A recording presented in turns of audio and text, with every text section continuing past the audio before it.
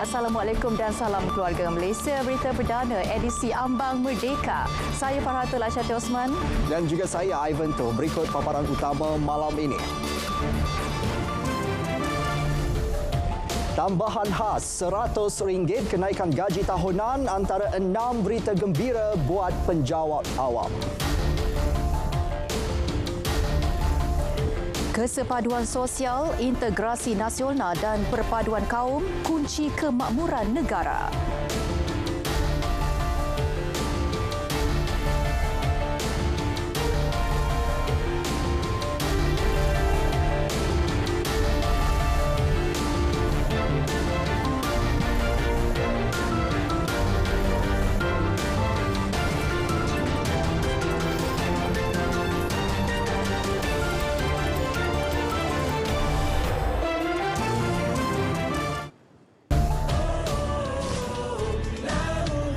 Saya ucapkan terima kasih kepada semua penjawat awam yang sentiasa memastikan jentera kerajaan bergerak dengan berkesan, melaksanakan dasar dan menjayakan setiap aspirasi kerajaan.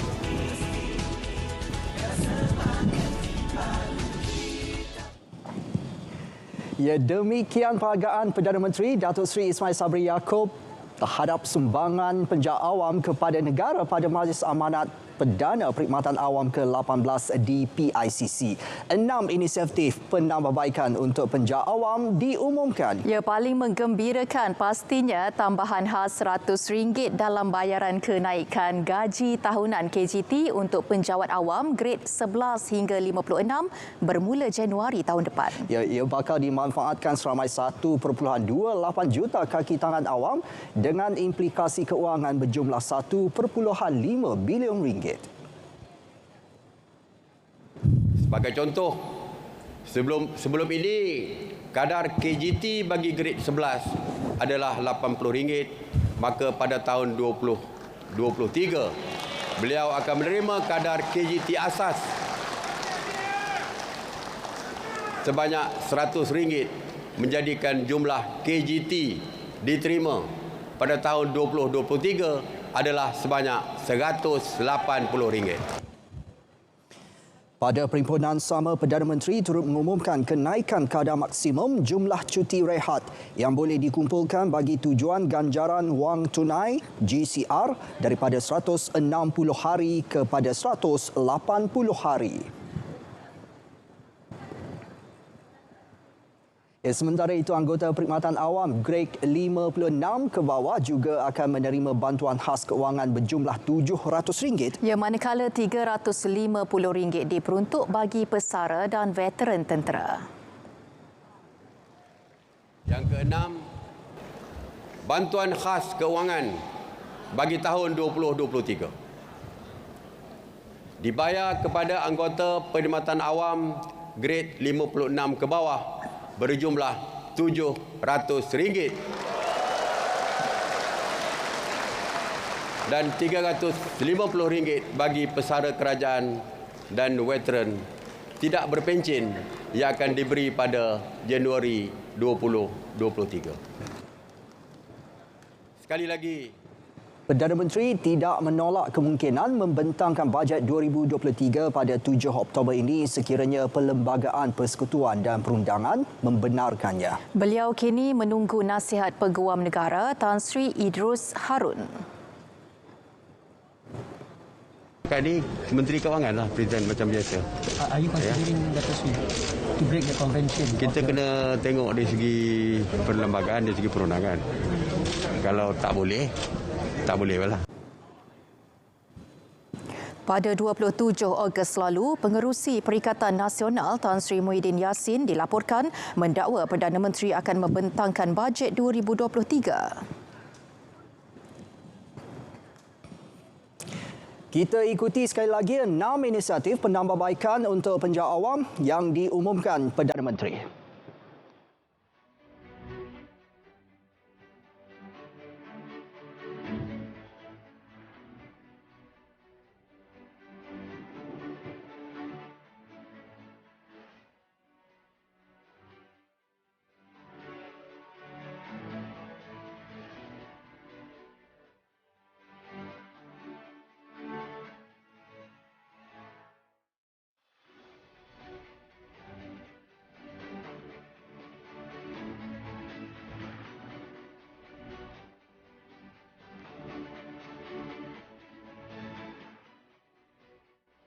Ya, apa yang pasti pengumuman inisiatif itu adalah penghargaan dan galakan daripada kerajaan dalam memartabatkan institusi perkhidmatan awam. Ya, justru penjawat awam kini perlu mengekalkan kepercayaan dengan memberi perkhidmatan terbaik dan berkualiti kepada masyarakat.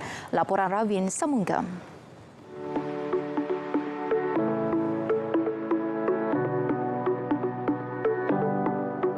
Ialah ini sebagai mangkin kepada kita untuk berusaha lebih keras lagi lah, sebab kita dah bagi inisiatif ni supaya kita kena kerja keras lagi lah untuk menunjukkan kepada orang awam lah. Inisiatif yang diberikan justru akan meningkatkan mutu perkhidmatan kami sebagai penjawat awam dan juga memberikan sedikit semangat kepada penjawat-penjawat awam.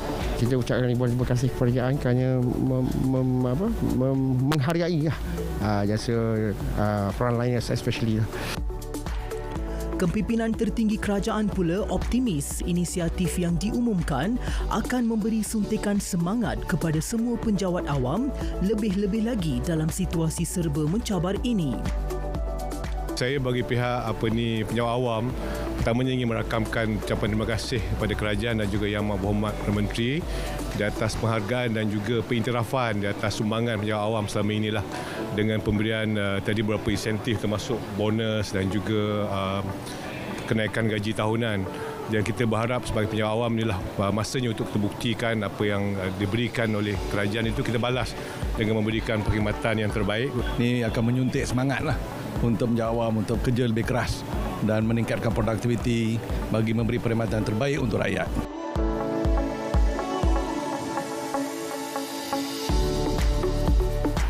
Pengumuman Perdana Menteri sekaligus meningkatkan semangat dalam kalangan penjawat awam untuk menggalas tanggungjawab yang diberi.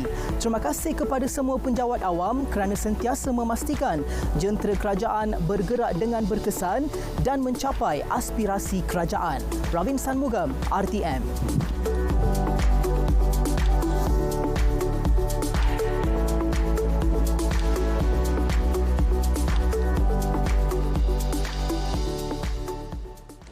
Presiden Kongres Kesatuan Pekerja-Pekerja di dalam Perkhidmatan Awam Malaysia, QPAX, Dato' Adnan Mat menyifatkan pengumuman Perdana Menteri merupakan penghargaan kepada penjawat awam. Berita gembira itu sekaligus memberi kelegaan kepada penjawat awam yang turut terkesan dengan kenaikan kos sara hidup. Yang keduanya, berterima kasih banyak-banyak kepada kerajaan di atas pengumuman yang sedikit ada kelegaan untuk penjawat awam. Bagi kami, walaupun 9 perkara yang telah kami bentang kepada kerajaan, tidak semua kerajaan ikut, tetapi sebenarnya kami juga telah bagi tahu kerajaan, jangan tinggalkan semuanya. Jadi maknanya kerajaan tidak tinggalkan apa yang kami minta dan kerajaan tetap tunaikan apa yang telah pun kami minta. Dato' Adnan turut menyambut baik komitmen kerajaan untuk menyegerakan kajian sistem saraan perkhidmatan awam dengan mengambil kira keseluruhan aspek modal insan merangkumi saraan dan perkhidmatan. Dalam pada itu, bentuk bayaran kenaikan gaji tahunan KGT tambahan khas RM100 untuk penjawat awam bakal disemak dengan Kementerian Keuangan. Ketua Setiausaha Negara Tan Sri Muhammad Zuki Ali berkata, bayaran KGT itu perlu disemak bagi menentukan kenaikan berterusan atau kenaikan pada tahun 2023 sahaja. Ada kekekalan. Cuma saya nak kena semak dengan Kementerian Keuangan sama ada dia berbentuk kenaikan tahunan ataupun hanya untuk tahun ini saja. Itu kita akan teliti balik dengan Kementerian Keuangan.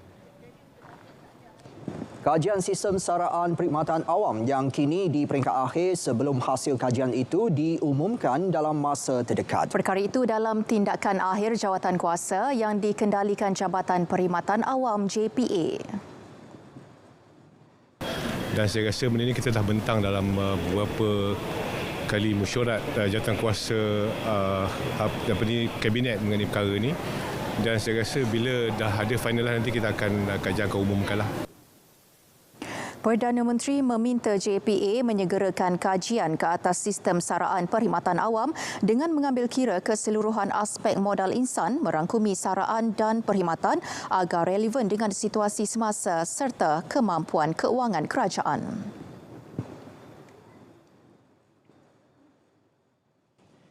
Kesepaduan sosial, integrasi nasional dan perpaduan antara kaum merupakan kunci untuk keharmonian, kemakmuran dan kesejahteraan negara. Yang di-Pertuan Agong Al-Sultan Abdullah Riayatuddin Al-Mustafa Billah Shah bertitah, 3 perkara itu juga merupakan kunci kepada kekuatan bagi menghadapi apa jua cabaran yang mendatang bersesuaian dengan tema sambutan Hari Kebangsaan tahun ini iaitu Keluarga Malaysia Teguh Bersama.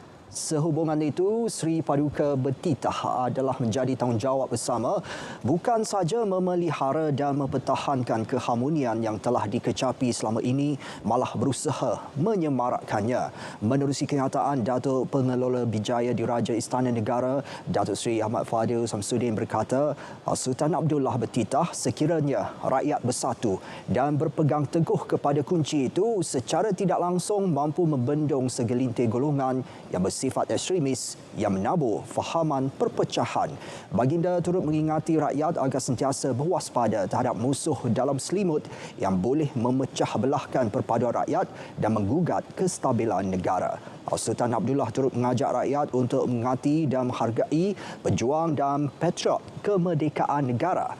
Sultan Abdullah dan Raja Permaisuri Agong Tunku Hajah Azizah Aminah Maimunah Iskandariah juga mendoakan agar Malaysia terus berada dalam rahmat serta terus dilimpahi dengan keberkatan rezeki, kemakmuran dan perpaduan yang berkekalan.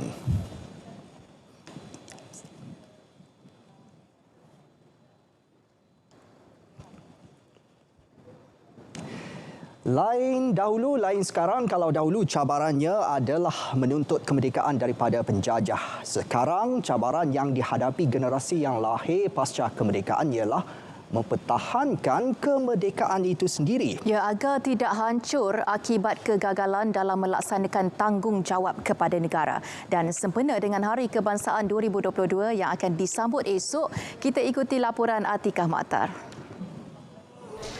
Bagi saya, zaman dulu kemerdekaan adalah kita bebas dari segi penjajah daripada luar, komunis apa semua, tapi untuk selepas tu kita punya kemerdekaan daripada segi mentaliti kita punya keamanan dekat negara kita. Itulah maksud kemerdekaan bagi saya lah. Generasi sekarang mungkin dorang tak rasa susah macam orang dulu. Jadi mungkin sekarang dorang terlalu senang, jadi dorang tak, makna merdeka tu tak sampai dengan dorang. Jadi kita nak beritahu, mungkin nak ajak satu, macam mana nak cakap, paling penting perpaduan lah, senang cerita. Kita nak ajak dorang cara macam mana nak kekalkan perpaduan. Arti merdeka bagi diri saya ialah kita bebas daripada pemikiran yang kolot. Lepas tu kita bebas untuk bergerak ke dalam Malaysia ni, luar negara semua. Lepas tu kita dah tak ada takut untuk keluar rumah macam dekat tempat lain tu, untuk berperang semua tak ada dah. Pelbagai tafsiran dalam mendefinisikan patriotisme. Ia bukan sekadar semangat, malah menuntut penghayatan setiap warganya. Sisi lain, semangat ini perlu dijiwai, bukan sekadar simbolik. Perjuangan harus diteruskan sebagai tanda menghargai jasa dan pengorbanan pejuang terdahulu ketika negara mencapai kemerdekaan. Atas dasar tanggungjawab dan kecintaan kepada negara, institusi perbankan Agrobank mengambil inisiatif melancarkan perarakan kereta antik keluaran era kemerdekaan dalam memupuk semangat patriotik dalam kalangan kaki tangan. Mengujakan 30 kereta antik ini akan turut disertai selebriti tempatan serta tokoh pejuang yang berjasa kepada negara. Dengan hashtag Agrobank Teguh Bersama, berbagai program disusun bermula 16 Ogos hingga 16 September dalam mewarnai kalender Bulan Kebangsaan. Tahun ini pelbagai aktiviti telah dirangka yang melibatkan penyertaan kaki tangan dalaman serta juga pelanggan-pelanggan Agrobank bagi menyemarakkan lagi perayaan kemerdekaan Malaysia yang ke-65. Hari ini merupakan upacara acara pelepasan 30 buah kereta antik dan klasik yang akan menyertai perbarisan Hari Kemerdekaan. Ada tokoh-tokoh pejuang yang menyertai perbarisan pada Hari Kemerdekaan ini dengan menaiki kereta antik dan merias ini ialah salah seorang daripadanya ialah pembawa panji-panji kemerdekaan pada tahun 1957 yang lepas, iaitu Bentara Kanan Komunikasi Oliver Cuthbert Samuel. pegawai pengiring penaik bendera dan juga Lieutenant Commander Bersara Haji Muhammad Sharif bin Kalam daripada JLDM, iaitu penaik bendera kemerdekaan kita pada tahun 1957. Rasa cinta pada negara bukan sekadar mengibarkan bendera, menyanyikan lagu negaraku mahupun menghafal rukun negara. Semoga teriakan merdeka kali ini penuh dengan getaran daripada jiwa yang merdeka. Atika Makhtar, RTM.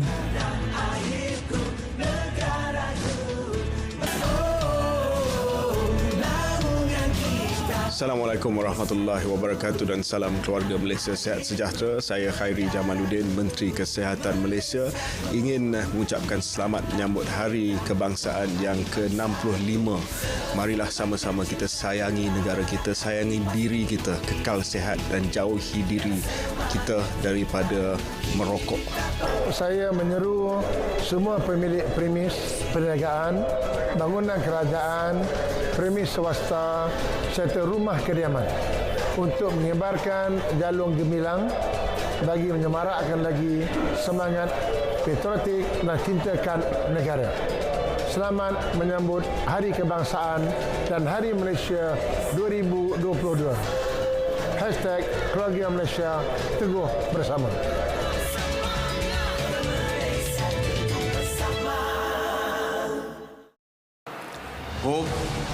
Bukan saja membantu mempromosi perumahan untuk segenap lapisan masyarakat, tetapi juga bagi melihat ekosistem sektor perumahan secara holistik.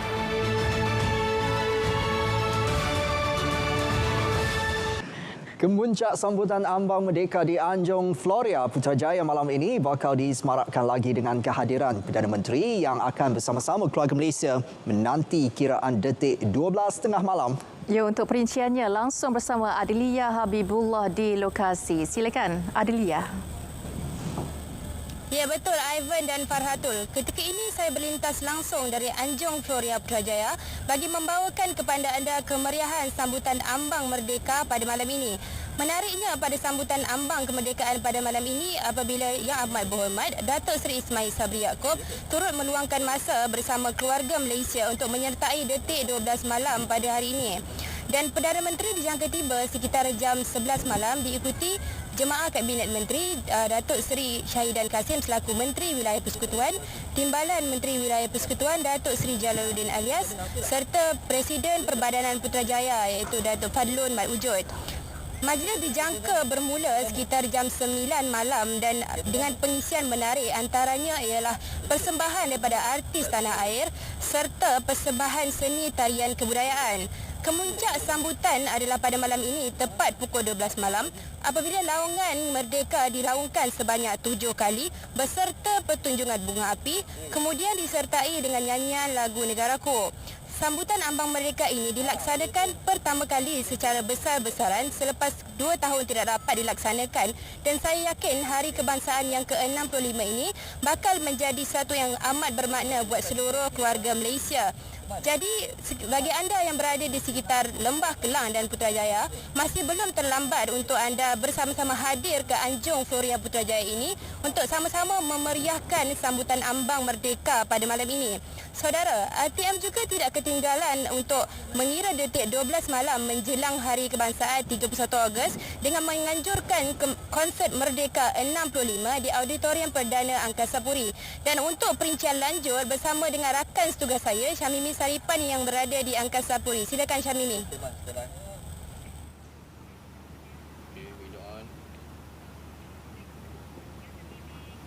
Terima kasih Alia di Floria Putrajaya menjelang Ambang 31 Ogos. Nanti pastinya lebih ramai lagi pengunjung akan menghadiri acara di sana dan bercakap mengenai konsert Merdeka 65.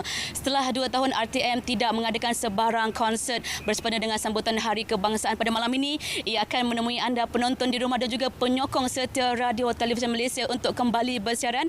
Dan untuk bercakap lanjut mengenai konsert Merdeka 65, kita bersama dengan orang kuatnya iaitu penerbit Puan Yang Faziatun Zainal Abidin. Assalamualaikum. Terima kasih kerana sudi bersama dengan kami pada malam ini. Jadi mungkin berbanding dengan penganjuran konsert pada tahun-tahun sebelum ini, apa kelainan yang disajikan oleh konsert Merdeka 65 dan siapakah antara artis yang akan membuat persembahan? Okey, terima kasih Mimi.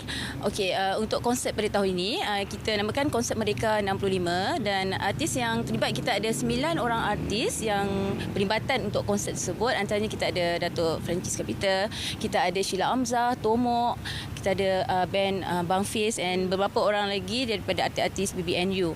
Okey, untuk konsep kali ini, perlibatan kita menghasilkan konsep di dalam auditorium perdana dan kita ada di luar stage, di luar dataran auditorium perdana itu sendiri. Dan saya difahamkan juga pada malam ini ada kejutan yang disediakan oleh kru produksi. Mungkin boleh bagi hint sikitlah kepada penonton di rumah. Okey, kejutan. Hint yang kita nak bagi, okey, kita ada membawakan artis yang daripada artis Malaysia yang kini berada di popular, pelakon popular lah yang berada di luar negara, dan kita akan bawakan dia secara video call lah.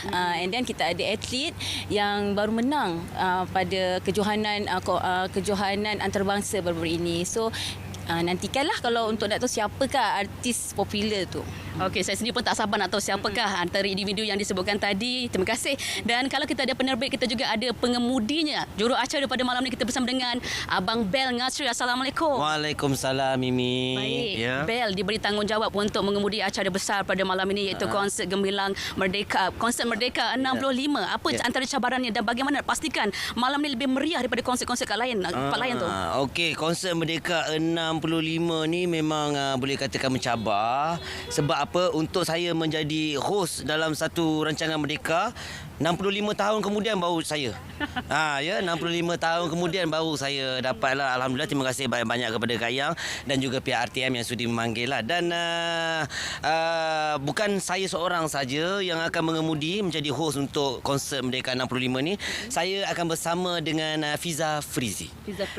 Fiza Frizi pun akan bersama dengan saya. Jadi yang pastinya konsert malam ini memang kita nak menyemai semangat kemerdekaan tu.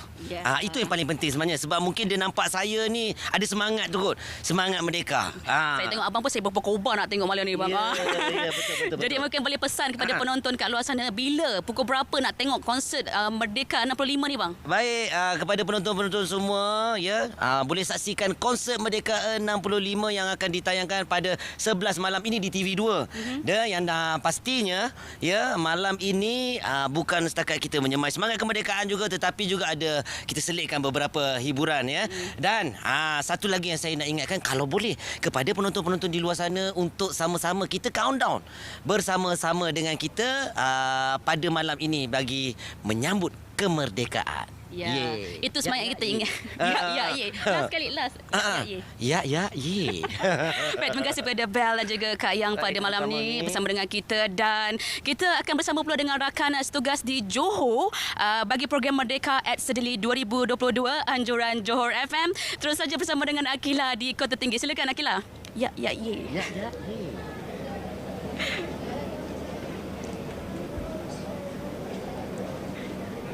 Baik, terima kasih Syamimi. Kelihatannya seperti meriah ya di sana, dan di sini saya berada di Kota Tinggi Johor. Selepas bertungkus lumus dengan pelbagai aktiviti kemerdekaan sepanjang hari ini, sempena ambang Merdeka at Sedili, kita kini hampir ke kemuncaknya dengan konsert ambang Merdeka yang akan berlangsung 11 malam nanti. Dan untuk bercerita lanjut mengenai program pada hari ini, pada malam ini, bersama saya ialah penerbitnya, iaitu Wan Nur Wajihawan Musafa. Baik, Assalamualaikum. Waalaikumsalam warahmatullahi wabarakatuh. Okey, dalam banyak-banyak daerah di Johor ni, kita nak tahu kenapa Kota Tinggi ni dipilih? Okey, sebenarnya kita nak memberitahu kepada umum bahawa Kota Tinggi ini adalah hidden gem ataupun permata yang tersembunyi, di mana pantainya cantik, luas dan airnya biru, hijau, dan sebab itulah Zon Selatan, Johor FM, Melaka FM, Negeri FM datang. Kita pilih daerah Kota Tinggi, kita pilih Sedili kerana pantai ini hanya menjadi tumpuan pelancong hanya pada hujung minggu saja. Jadi bila ramai-ramai datang, semua dapat lihat bagaimana keindahan pantai di Sedili ini. Okey, baik. Kita tahu kita buat program ni di Pantai Sedili. Mungkin boleh kongsikan apa cabarannya mungkin daripada segi cuaca ataupun sebagainya. Okey, sebenarnya umum mengetahui pantai ni sekejap hujan, sekejap gerimis, sekejap boleh jadi lebat, sekejap matahari bersinar dan sekejap awan akan berlalu nampak hitam aja. Jadi kami di sini memang sentiasa berharap dan sentiasa bersedia untuk memastikan kalau hujan je okey cepat alih barang. Kalau ribut je cepat masuk. Macam itulah. Itu adalah salah satu faktor yang memang menjadi cabaran utama untuk kami mengadakan program di dataran Teluk Mahkota Sedili Kota Tinggi ini. Okey, baik. Akhir sekali, bagaimana program seperti ini dapat mendekatkan Johor FM dengan masyarakat? Alhamdulillah, sebenarnya Sedili ini memang masyarakat di sini meriah, peramah, baik-baik orangnya. Makanan pun sedap-sedap dan kru Johor FM datang ke sini barulah kenal. Oh, DJ Jiha, oh DJ Sofi, DJ Azura dan rakan-rakan yang lain. Itulah sebenarnya kami dapat mendekatkan diri Johor FM, Melaka FM, Negeri FM dan RTM sendiri kepada masyarakat di Sedili ini. Baik, terima kasih banyak DJ Jiha di atas perkongsian itu. Baik, masih ada masa lagi untuk orang-orang Kota Tinggi ataupun orang-orang berdekatan daerah ini datang meriahkan konsert yang kami bawakan pada malam ini dan sama-sama juga akan ada persembahan bunga api. Baik, itu saja dari Johor Selamat Hari Kebangsaan 2022. Kita terus kepada rakan di tugas saya yang sudah bersedia di Sarawak, Rosita Ampong. Silakan.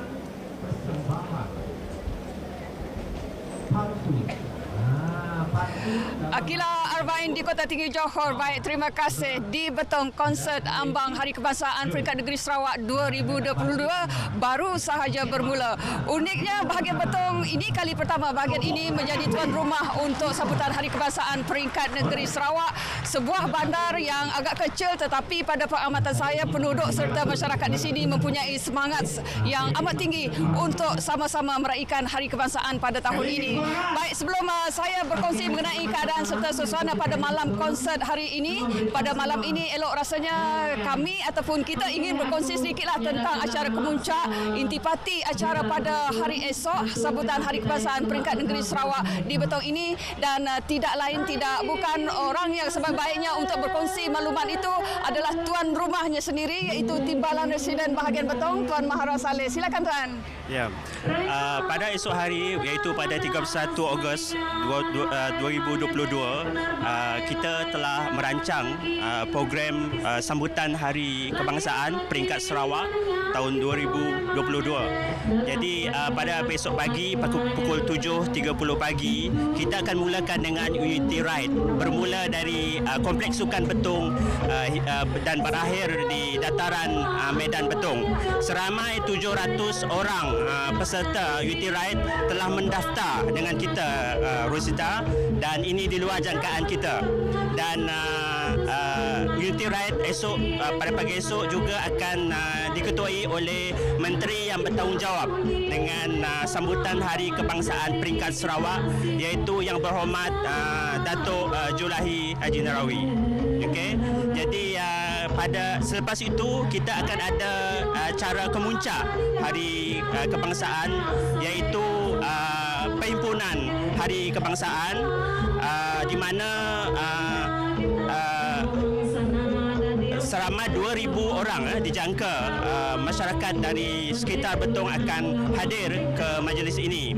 Dan antara program yang akan diadakan ialah gimmick perasmian dan juga upacara menaikkan jalur gemilang. Dan istimewanya kita telah menjemput artis dari Semenanjung Malaysia iaitu Datuk Hatan untuk menyerikan lagi sambutan Hari Kebangsaan dan juga artis-artis tempatan seperti Karen Libau, Masterpiece, Mohram dan lain-lain lagi. Okey Tuan, untuk malam inilah saya nak tahu, orang ramai tentu nak sekali tahu tentunya berapa ramai agaknya artis yang akan membuat persembahan pada malam ini? Ya, pada malam ini istimewa ya Rosita. Malam ini adalah malam Ambang Merdeka di mana di sini kita telah menjemput seramai 5 orang artis tempatan untuk menyerikan majlis ini dan di antaranya adalah Karen Libau, Ika dan lain-lain lagi. Dan selepas itu ada upacara untuk bunga api di mana upacara ini dinamakan sebagai special effect bunga api. Ini dijangka akan memeriahkan lagi suasana, terutama masyarakat di sekitar Bertong dijemput hadir ke majlis ini. Ya. Baik, terima kasih atas perincian daripada Timbalan Nasional Bahagian Betong Tuan Mahra Saleh. Tentu sekali malam ini Bandar Betong akan diwarna-warni dengan percikan bunga api yang dijangkakan pada pukul lewat malam nanti 10.30 sehingga ke lewat tengah malam nanti. Dan saya juga ingin berkongsi mengenai acara sambutan di tempat lain di jiran Betong ini sendiri, di Seri Aman misalnya ada acara yang agak menarik. Misalnya pada sebelah petang esok ada acara perarakan perahu berhias yang pada saya amat menarik kerana ianya disertai oleh ahli-ahli di peringkat komuniti, di peringkat Jawatankuasa Kemajuan dan Keselamatan Kampung dan juga persatuan sambil melibatkan kolaborasi dengan wakil-wakil rakyat di kawasan Seri Aman. Jadi pada jangkaan saya esok orang ramai akan dapat melihat perarakan lebih daripada 30 buah perahu dan juga bot menyusuri Sungai Batang Lupar. Jadi untuk masyarakat setempat sama ada di Seri Aman ataupun di Betong ini sendiri, jangan lupalah datang bertandang ke bahagian ke Bandar Simanggang, Bandar Benak atau Bandar Merpati Putih. Saya kira itu saja perkembangan di bahagian Betong. Saya juga ingin melihat konsert pada malam ini. Untuk itu saya serahkan kembali kepada rakan penyampai saya Ivan dan Farhatul di Angkasa Puri. Silakan. Rosita, terima kasih. Baik, teruskan bersama berita perdana. Setelah 2 tahun kita tidak dapat menyambut Hari Kebangsaan dengan cara yang lazimnya kita lakukan sejak bertahun-tahun lamanya. Alhamdulillah, pada tahun ini saya mengajak seluruh keluarga Malaysia daripada individu, keluarga, organisasi, komuniti dan rakyat seluruhnya agar menzahirkan cara bagi menyambut Hari Kebangsaan dengan pilihan sendiri melalui sajak, melalui nukilan, penulisan, melalui TikTok, rakaman, posting dan sebagainya. Yang pentingnya seluruh keluarga Malaysia perlu menzahirkan rasa kesyukuran dan kebersamaan serta menampakkan kecintaan kita kepada negara kita dan tanda bersyukur kita sebagai sebuah negara yang merdeka lagi berdaulat. Marilah sama-sama kita menyambut Hari Kebangsaan negara kita dengan penuh kemeriahan serta semangat patriotisme yang tinggi. Marilah sama-sama kita sambut Hari Kebangsaan negara kita Malaysia tahun 2022 yang bertemakan kepada keluarga Malaysia teguh bersama.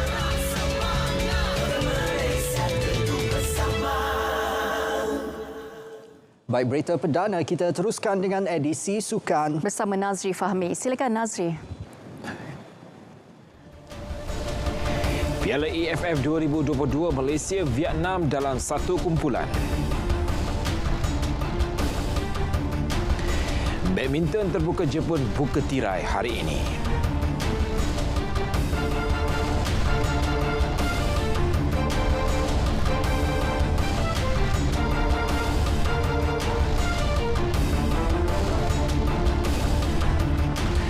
Assalamualaikum dan salam sukan untuk semua.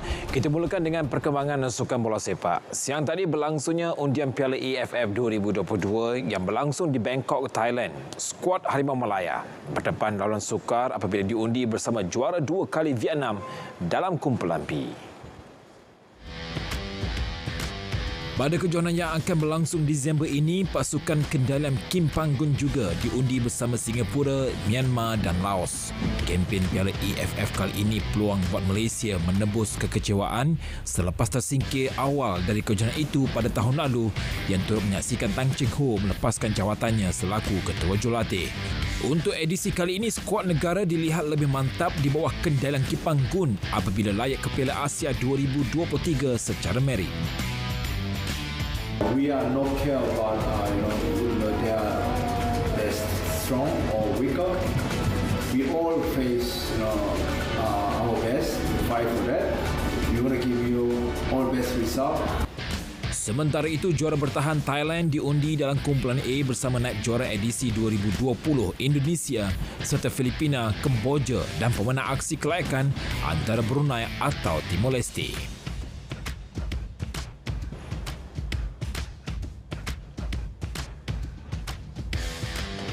Perkembangan Liga Super, Johor Darul Ta'zim JD terus membuktikan mereka berada dalam kelas tersendiri dengan membenam Melaka United 4-0 di Stadium Sultan Ibrahim. Kerana itu menyaksikan skuad Harimau Selatan terus unggul di Persada Liga dengan 41 mata.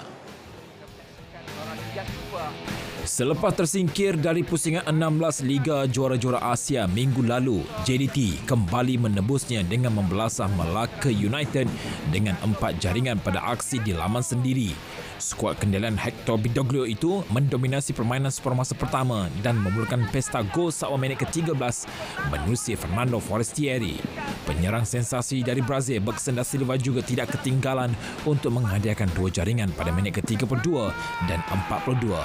Melaka United yang dibimbing Muhammad Asri Ningga pula mempunyai peluang keemasan menggegar jaring JDT pada minit ke-56 menerusi Wan Zahrunizam Wan Zakaria, namun berjaya diselamatkan penjaga gol muda tuan rumah Muhammad Haziq Nazli. Skor Harimau Selatan pula hampir berjaya menambah jaringan menerusi penalti, namun ia disisihkan oleh Leandro Velazquez. Bagaimanapun, Bergson akhirnya menutup pesta tersebut dengan jaringan hat-tricknya pada minit ke-85 yang juga gol ke-20 dalam saingan Liga musim ini, sekaligus menjamin 3 mata berharga buat JDT. Kemenangan itu menyaksikan JDT mengekalkan rekod tanpa kalah selepas 15 perlawanan 6 mata mengatasi Sabah FC. Bagi Ketua Jurulatih JDT Hector Bidoglio, kemenangan besar ke atas Melaka United itu adalah bukti bahawa anak buahnya telah bangkit daripada kekecewaan, tersingkir daripada kempen ACL. Ia pastinya memberi kelegaan menjelang pertemuan dengan Terengganu FC pada final Piala FA 10 September depan. No, el triunfo es muy importante porque siempre tenemos que demostrar que somos JDT, que somos un equipo protagonista. Obviamente que la derrota nos dolió, pero sirve de aprendizaje para seguir entrenando, para seguir creciendo y para seguir demostrando que somos un equipo grande. Bagi pengendali Melaka United pula, faktor ketumpulan penyudah sekali lagi menghukum pasukannya pada pertemuan tersebut. At the end of the day, it's all about scoring. Chances diorang kita dapat, kita tak score, dan Johor pun they got chances and they have good import players who can score goal. So that's why result pada malam ni kita kalah 4-0. Selepas ini JDT akan bertemu Selangor FC dalam saingan Liga pada Sabtu, manakala Melaka United pula berdepan Terengganu FC. Beralih pula ke badminton terbuka Jepun, bergu wanita utama negara Pelilitan dan Mtina mara ke pusingan kedua selepas mengunjukkan pasangan nombor 2 dunia Lee Sun-hee Chin di Gesin Chun-chan dari Korea Selatan. Pelilitan dan juga Mtina mencatat keputusan 16-21, 21-14 dan 21-18 dalam tempoh 61 minit. Tewas set pertama 21-14, pemenang pingat emas Commonwealth Birmingham itu berjaya mengurangkan kesilapan mudah untuk mengikat kedudukan di set kedua dengan 21-14. Ketinggalan 9-4 pada awal set penentuan, pasangan negara berjaya bangkit, memperbaiki aksi dan menang 21-18. Pelilitan dan Mtina bakal berdepan sama ada wakil Korea baik Hana dan Lee Yunlin atau pasangan India Ashwini Bhatke dan Sikha Gautam pada pusingan seterusnya esok. Satu lagi wakil bergu wanita negara Vivian Hu dan Lim Chiu-sin turut mara selepas menumpaskan wakil Jerman Linda Effler dan Isabel Lauha 21-17, 23-21. Dalam kategori bergu campuran pula, Hu Pan-run dan Toh Yi-wei menewaskan rakan senegara Chen Tiangji dan Pek Yin-wei 23-21, 22-24 dan 21-17 untuk mara ke pusingan seterusnya. Sementara itu, hasrat bergu muda negara Gozi Wei dan Nur Izzuddin untuk mara lebih jauh tidak kesampaian. Pasangan ranking ke-12 dunia itu tumpas 17-21, 21-18 dan 19-21 terhadap gandingan Indonesia Muhammad Syuhibul Fikri dan Bagas Maulana. Nasib sama dialami gandingan Anna Cheong dan Teo Mi Zing yang tewas mudah 9-21, 14-21 ke atas pasangan Cina Liu Zhuan dan Zhua Yuting.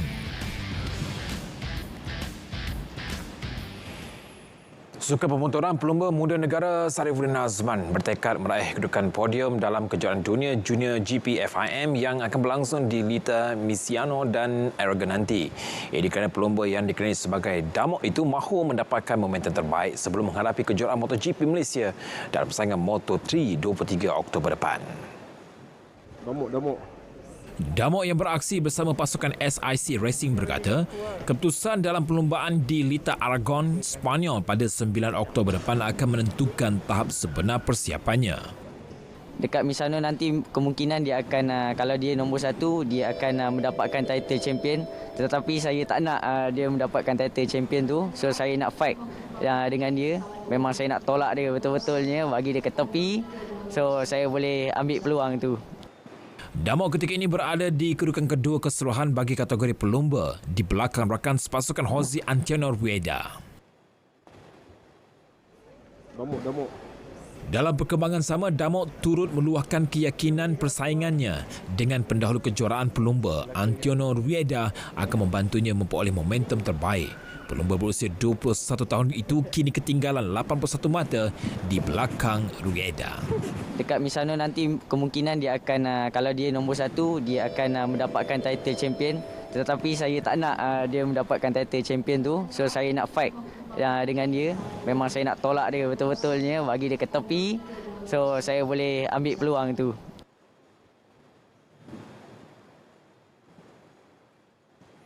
Kepada destinasi penyerang baharu kebangsaan, Uruguay Edison Cavani akhirnya terjawab. Bekas penggempur Manchester United tersebut bakal beraksi di Liga Spanyol setelah menentangani kontrak 2 tahun bersama Valencia. Perkara itu diumumkan kelab berkenaan semalam. Cavani, 35 tahun, menjadi ejen bebas selepas meninggalkan Old Trafford dan namanya telah dikaitkan dengan beberapa kelab ternama.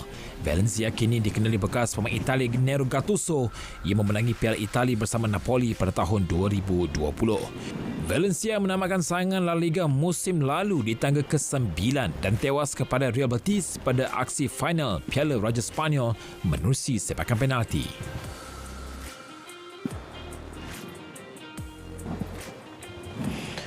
Terbuka Grand Slam Amerika Syarikat, pemain nombor 1 dunia Daniil Medvedev membuka tirai saingan di New York dengan bergaya apabila mendudukan pemain tuan rumah Stefan Kozlov dengan straight set. Itu mengakhiri edisi Sukan 30 Ogos 2022. Saudara, saksikan kegemilangan Sukan Malaysia Sukma ke-20 bermula 16 September ini hanya di ATM sebagai rakan penyiar rasmi #Demi Malaysia. Saya Nazif Ahmad Syukri. Assalamualaikum. Salam sukan untuk semua.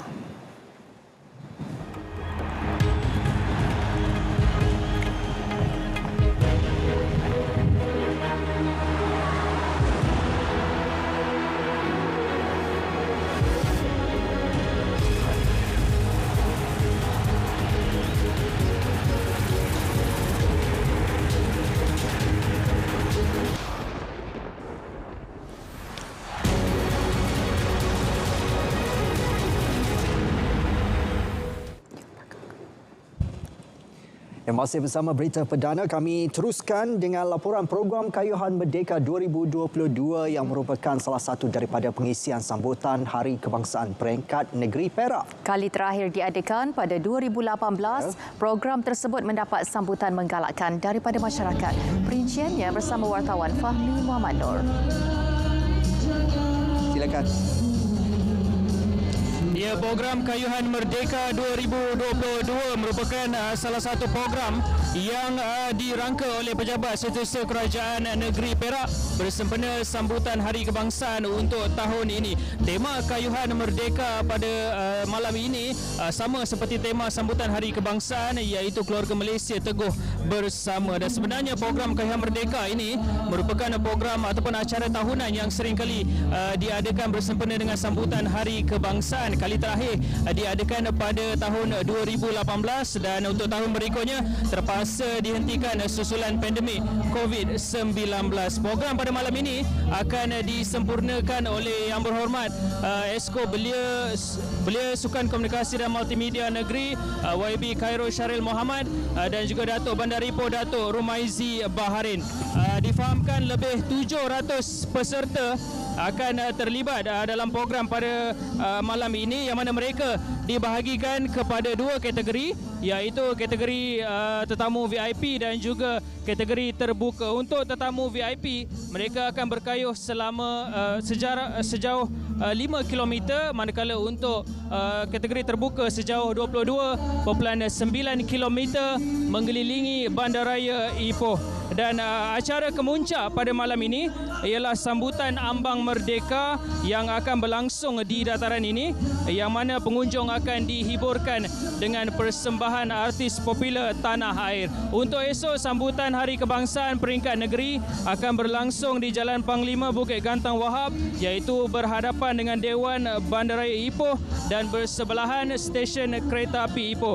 Duli Yang Maha Mulia Paduka Seri Sultan Perak Darul Rizwan, Sultan Nazrin Muizzuddin Shah dan Raja Pemaisuri Perak Tuanku Zahra Salim dijangka berkenan berangkat menghadiri majlis sambutan pada hari esok. 95 kontingen akan menyertai perarakan, antaranya dari pejabat tanah, pihak berkuasa tempatan PBT, Jabatan Kerajaan, institusi pendidikan dan badan beruniform, melibatkan seramai 6,200 peserta. Inilah yang dapat saya gambarkan dari negeri Perak untuk sambutan ataupun untuk Ambang Merdeka pada malam ini.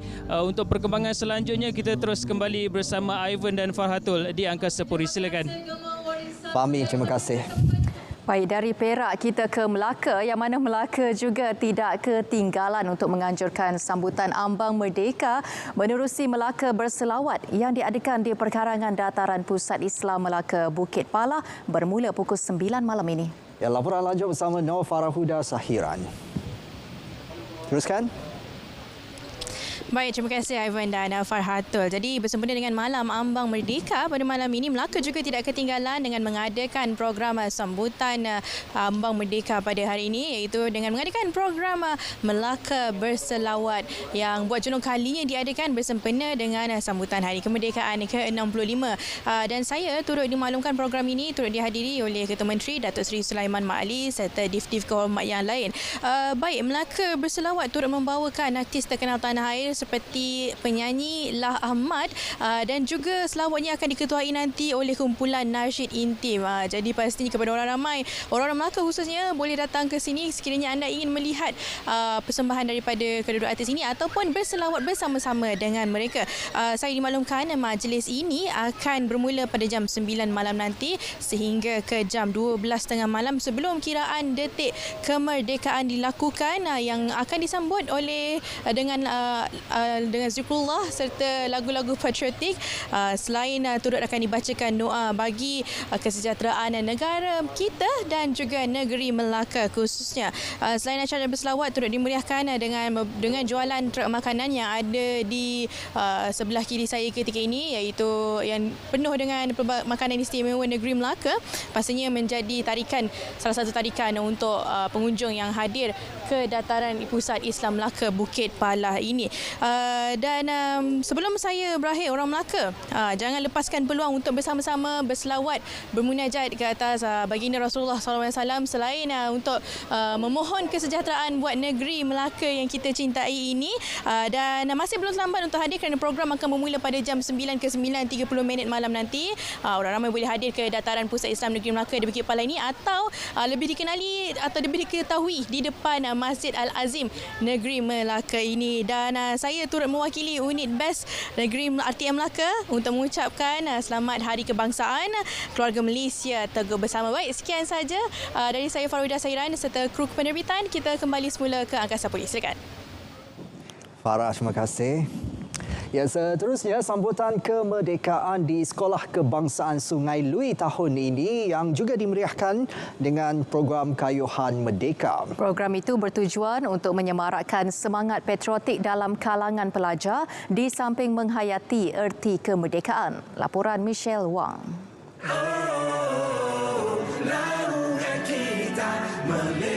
negaraku, tanah airku, negaraku.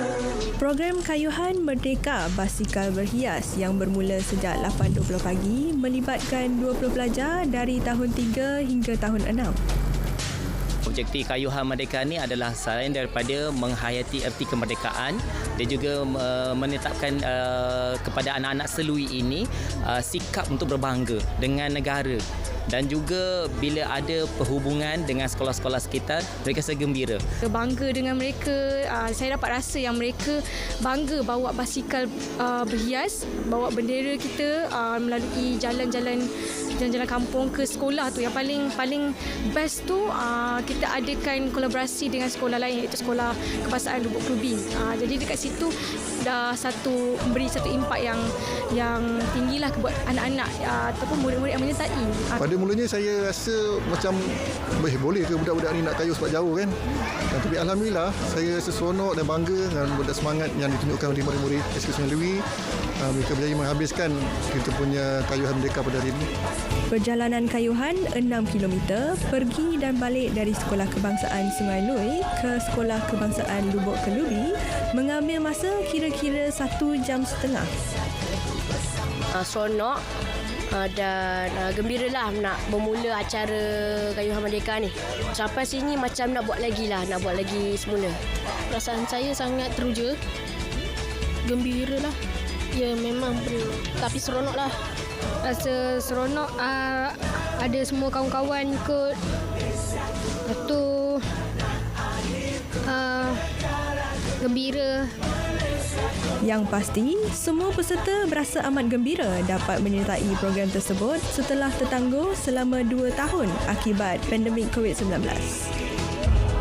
Perasaan bangga dan teruja jelas terpancar di wajah pelajar yang menyertai Kayuhan Merdeka sambil membawa bendera jalur gemilang. Semangat kemerdekaan yang berkobar-kobar dalam jati diri mereka patut dijadikan contoh kepada semua lapisan masyarakat. Michelle Wang, RTM.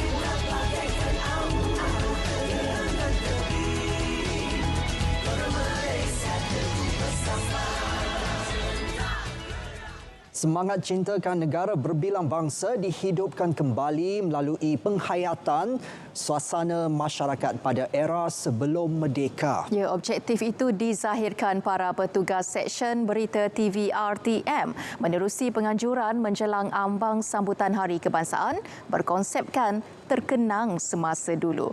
Konsep ini menyaksikan gabungan penyunting, pemberita dan kru penerbitan memeriahkan sambutan 65 tahun kemerdekaan dengan berbusana era 50-an. Pelbagai fashion busana tradisional digayakan kaki tangan meja penyuntingan bahasa Melayu, Inggeris, Tamil dan Mandarin. Ini antara usaha kita untuk menyuntik senilai perpaduan dalam warga kerja di Berita TV ini supaya mereka dapat bersama mengukuhkan silaturahim.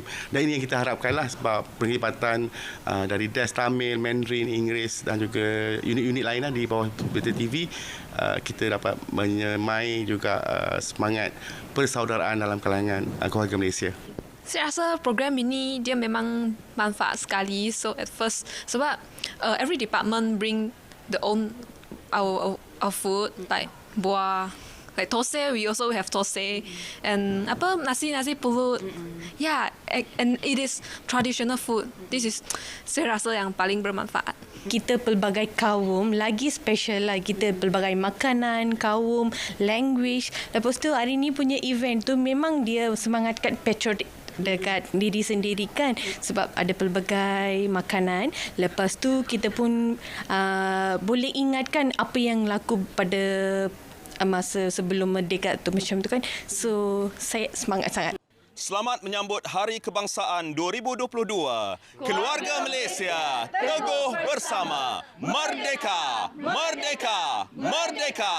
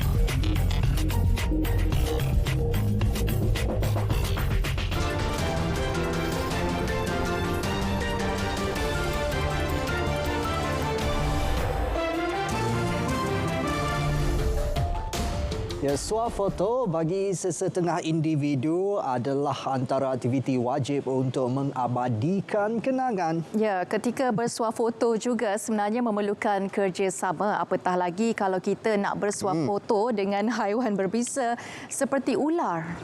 Saksikan hashtag. Ya, tak semua haiwan mampu memberi kerjasama baik ketika mahu bersuah foto, tetapi tuah buat seseorang individu ini apabila seekor ular memberi kerjasama ketika bersuah foto dengan memandang tepat pada kameranya. Gelagat itu mencuri tumpuan ramai selepas dimuat naik di Instagram. Di Amerika Syarikat pula, gelagat seorang kanak-kanak perempuan keluar bersama alligator peliharaannya mencuri tumpuan awam. Kanak-kanak ini tenang membawa reptilia yang diberi nama Wally menaiki kenderaan bersamanya dan membiarkan sahaja individu yang tidak dikenali membelainya. Sekeping kad baseball tahun 1952 yang memaparkan pemain profesional Amerika Syarikat Mickey Mantle dijual pada harga RM56.5 juta.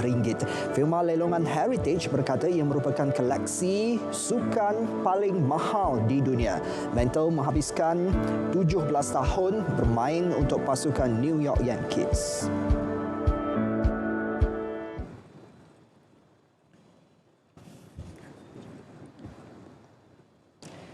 Berita perdana 30 Ogos 2022 berakhir di sini. Selamat menyambut Hari Kebangsaan 2022. Ya, ikuti perutusan Perdana Menteri sempena Hari Kebangsaan selepas ini dan sebelum berpisah, kami tinggalkan anda dengan visual kemeriahan Majlis Amanat Perdana Perkhidmatan Awam yang dihadiri lebih 5,000 penjawat awam. Dengan itu, Assalamualaikum. Salam keluarga Malaysia.